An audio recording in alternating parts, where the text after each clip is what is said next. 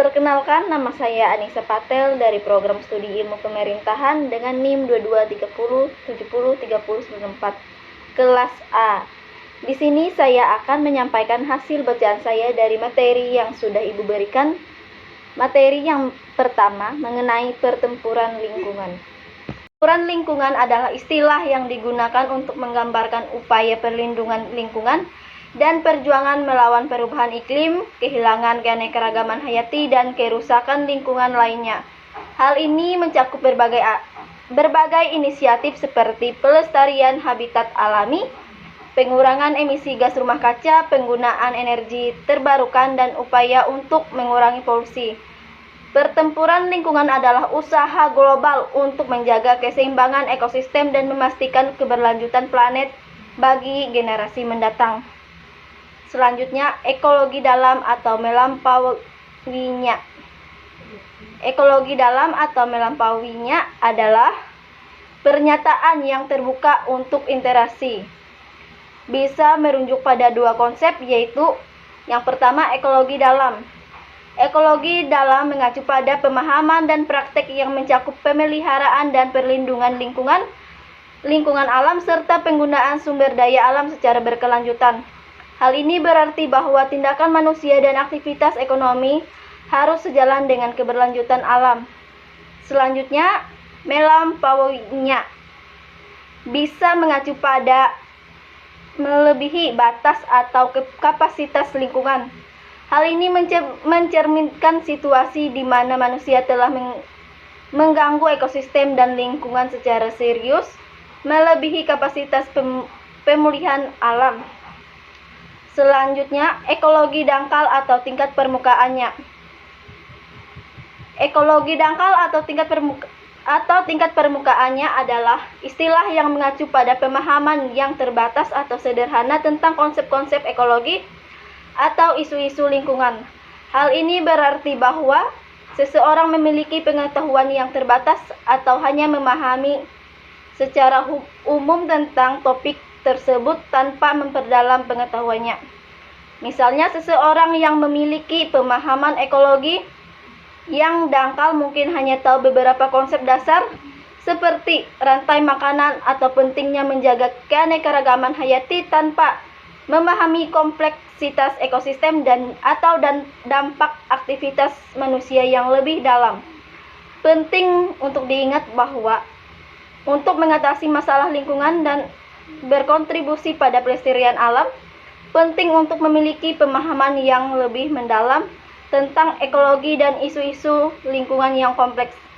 Selanjutnya, ekologi mendalam dalam aksi. Ekologi mendalam dalam aksi mengacu pada konsep-konsep di mana pemahaman mendalam tentang ekologi dan isu-isu lingkungan digunakan sebagai dasar untuk tindakan yang bertujuan untuk melestarikan dan melindungi lingkungan alam. Ini berarti orang yang menerapkan ekologi mendalam dalam aksi memiliki pemahaman yang mendalam tentang bagaimana ekosistem berfungsi, bagaimana aktivitas manusia memengaruhi lingkungan dan berusaha untuk mengambil tindakan konkret yang positif untuk menjaga ekosistem keanekaragaman hayati. Tindakan-tindakan ini mencakup upaya pelestarian habitat, penggunaan sumber daya alam yang berkelanjutan, mendukung proyek-proyek lingkungan, mengurangi emisi gas rumah kaca, serta berpartisipasi dalam pendidikan dan kesadaran lingkungan untuk mendorong perubahan positif dan perilaku masyarakat. Konsep ekologi mendalam dalam aksi mendorong individu dan masyarakat untuk menjadikan pemahaman ekologi yang dalam sebagai dasar untuk tindakan nyata dalam melindungi dan memelihara lingkungan alam. Selanjutnya, pertempuran lingkungan berlanjut.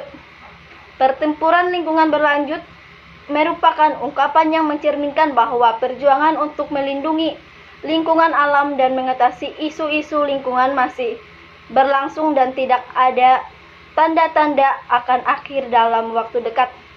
Ungkapan ini menggambarkan tantangan yang berkelanjutan yang dihadapi manusia dalam upaya untuk menjaga keberlanjutan planet ini. Hal ini mencakup berbagai isu, termasuk perubahan iklim, kehilangan keanekaragaman hayati, polusi udara dan air, penggunaan sumber daya alam yang berlebihan, dan banyak lagi.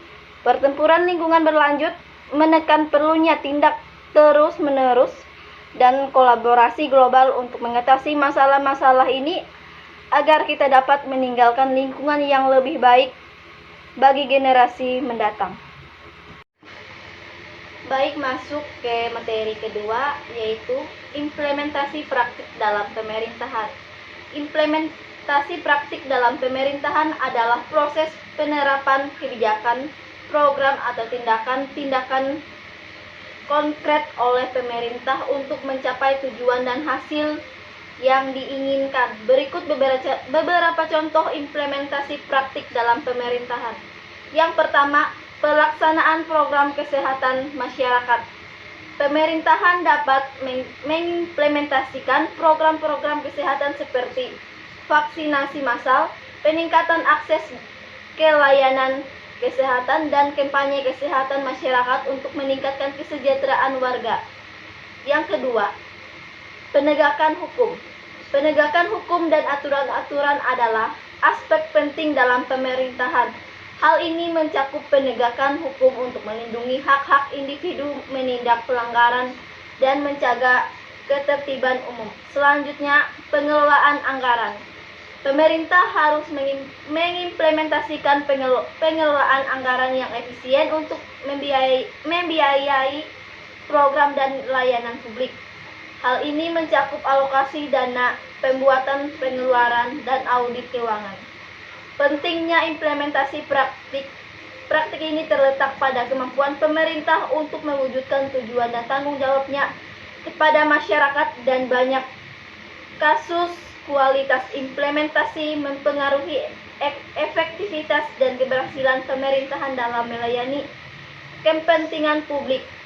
Selanjutnya, pendidikan dan kesadaran.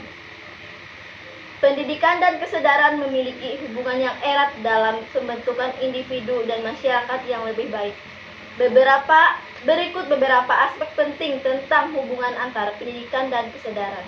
Yang pertama, pendidikan membentuk kesadaran. Pendidikan adalah alat utama untuk meningkatkan kesadaran individu.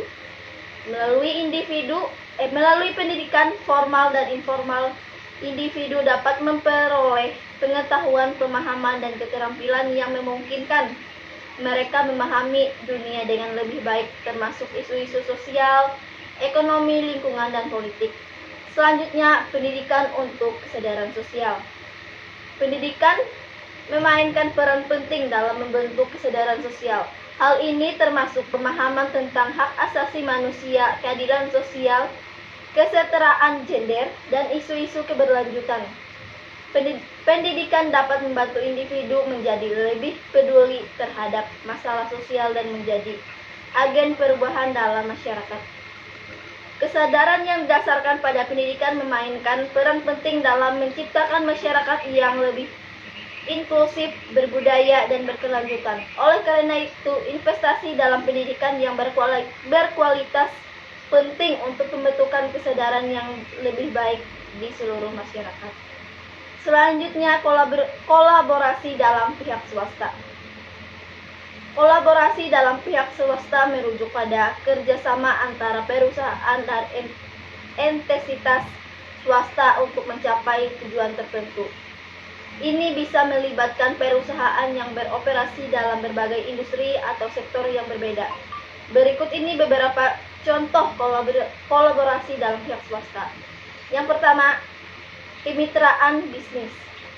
Perusahaan swasta dapat menjalin kemitraan bisnis untuk menggabungkan sumber daya dan kemampuan mereka. Misalnya, dua perusahaan teknologi dapat berkolaborasi untuk mengembangkan produk atau layanan yang baru. Selanjutnya, kolaborasi pemasaran. Perusahaan dapat berkolaborasi dalam strategi pemasaran bersama untuk mencapai audiens yang lebih luas atau menyasar yang berbeda.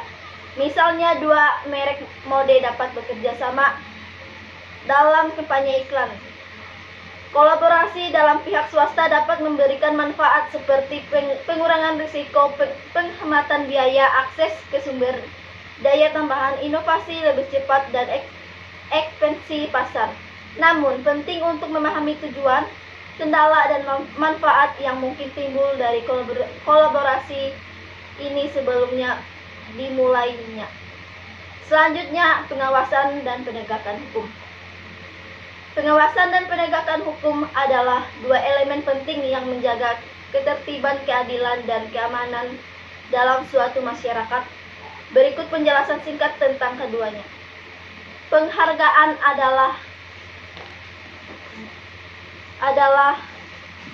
akan memberi apresiasi, hadiah, atau penghargaan fisik atau simbolis kepada seorang atau kelompok sebagai bentuk pengakuan terhadap prestasi atau kontribusi mereka. Tujuan dari penghargaan adalah untuk memberikan pengakuan atas pencapaian atau perilaku yang luar biasa, serta memberikan dorongan positif kepada penerima untuk melanjutkan presentasinya. Sedangkan pengakuan adalah proses mengakui atau memberikan perhatian pada individu atau kelompok karena keberhasilan, kualitas, atau kontribusi mereka tanpa harus memberikan hadiah fisik. Pengakuan bertujuan untuk memberikan apresiasi dan membangun hubungan yang positif dengan individu atau kelompok tanpa selalu harus terkait dengan pencapaian tertentu. Perbedaan utama antara penghargaan dan pengakuan adalah bahwa penghargaan seringkali melibatkan pemberian hadiah atau simbolis sebagai bentuk pengakuan, sementara pengakuan lebih fokus pada pengakuan verbal atau perhatian positif terhadap individu atau kelompok.